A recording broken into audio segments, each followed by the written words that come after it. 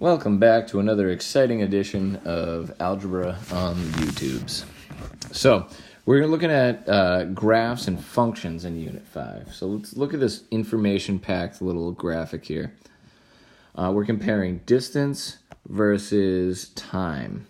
Okay, so speed is really how much distance you've changed over time, right? If you're going 30 miles per hour, that's 1 hour, you've gone 30 miles. If you're going faster, like 60 miles an hour, in the same amount of time, your distance from start has changed by 60 miles, and you get 60 miles divided by 1 hour is 60 miles per hour. That's how distance versus time works. Seems pretty straightforward. But looking at the diagram, now distance we're also considering forward, like away or toward our origin. So if we look at this first one here, that's a fast, steady speed because we've covered a lot of distance. The height is distance in a short amount of time. That makes it fast. So the steeper, the faster. In this case, the next one here, we've only covered this much distance in the same amount of time. So clearly we must be going slower if we've covered a smaller distance in the same amount of time.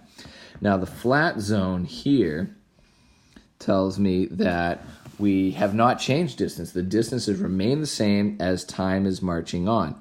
That tells us that we're stationary, we're not actually moving at all.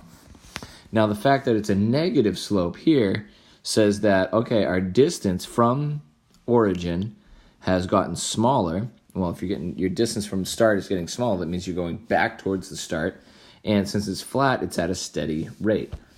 Now, if we look at the curved line here, there's some acceleration involved. So a constant line or a straight line like that would be a constant velocity. Here, we've covered a small amount of distance in 3 units. Here, in the same 3 units, we've covered a larger amount of distance. So if you look at how much distance was covered in that second 3-unit period, we had that much distance covered in 3 units, then this much distance covered in 3 units. So this section, oh, actually even more, my bad. It was from here. So even more distance was covered, and even more distance was covered in the same amount of time. When you cover more distance in the same amount of time, that's called acceleration. So those are the basics of reading a distance-time graph, and if you can read these, you can interpolate most graphs.